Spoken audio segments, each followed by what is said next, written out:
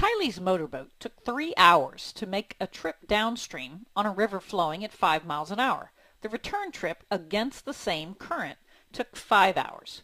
We're asked to find the speed of the boat in still water. Well, the first thing I'm going to do is I'm going to create a chart. Since this is a motion problem, it's going to have rate, time, and distance. And our formula that we're used to is rate times time equals distance, which I'll end up using.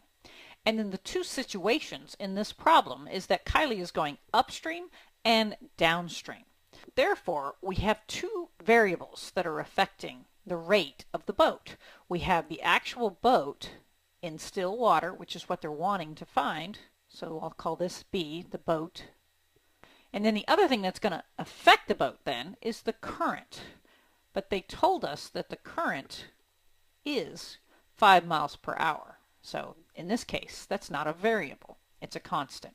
So starting with that, I know that the rate going upstream is going to be slower. So in both cases, I'm going to start with the boat, but the current is going to affect the boat. So if I'm going upstream, it's going to subtract off the rate of the boat and make it go slower. So I have to subtract the 5.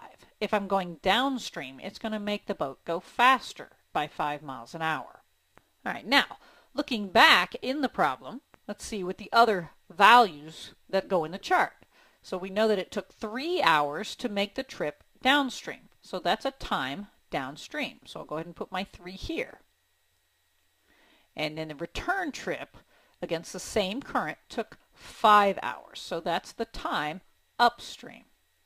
Find the speed of the boat in still water. Well, I've read all of the words, and this column here is blank. That means that the only way to fill it in then is to use the formula. The formula tells me that rate times time is equal to distance. And I'll go ahead and write the 5 first. So 5 times b minus 5 must be the distance then upstream.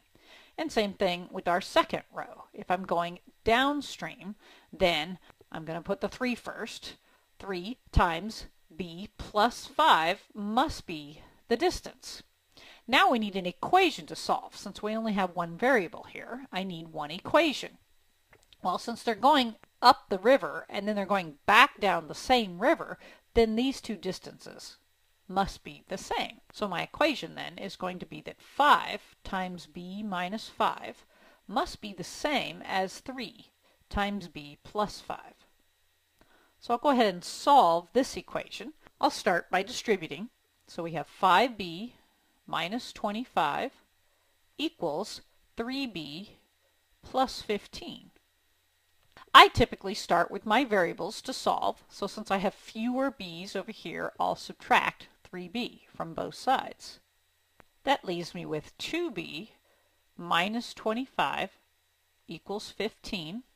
That's the 15 that's left. And then now I'll add 25 to both sides. Again, I'm trying to isolate b, so 2b equals 40.